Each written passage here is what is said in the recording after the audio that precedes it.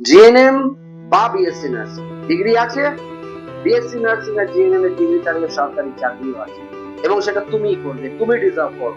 তুমি ওই প্রাইভেট কলেজে বা প্রাইভেট একটা নার্সিং হোমে ওই 5-10 হাজার টাকা চাকরি করার জন্য কিন্তু তোমার এই ডিগ্রিটা নয়।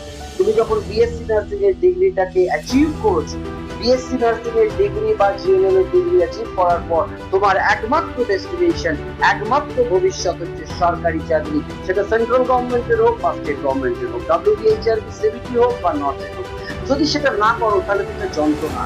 তুমি যদি বিএসসি নার্সিং পাস করেছো অথচ 10-12-15 হাজার টাকা চাকরি করছো বেসরকারিতে, সেটা যন্ত্রণার, বেদনার, পাপ। সে তার থেকে বড় দুঃখের কিছু হতে পারে না। কিন্তু কেন কেন পারছো না? জাস্ট একটু কাল্টিভেশনের দরকার, একটু গাইডেন্সের দরকার, একটু পালিশ করে দেওয়া দরকার। তারপরেই কিন্তু দেখবে তুমি মেজর করবে, যেটা তুমি ডিজার্ভ করো।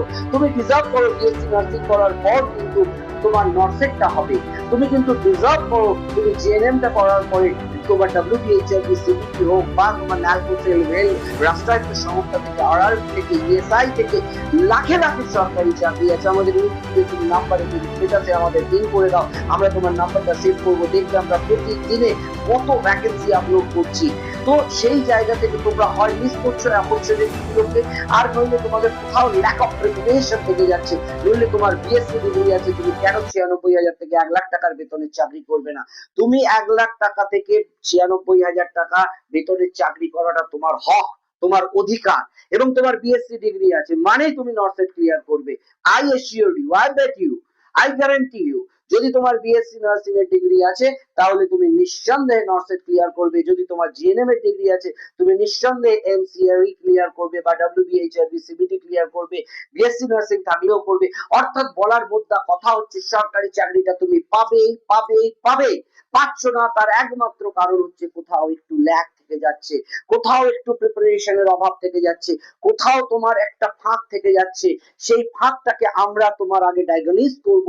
প্রথমে তোমার কাল্টিভেট করার আগে তোমাকে আমরা অবজার্ভ করব, ইভ্যালুয়েট করব, এবং তোমার সেই ফাঁক ফোকরগুলোকে আমরা যখন আইডেন্টিফাই করব সেগুলোকে রিপিট করে দেবো। তাহলে কিন্তু আর তোমার সেই ফাঁক ফোকরগুলো থাকবে না।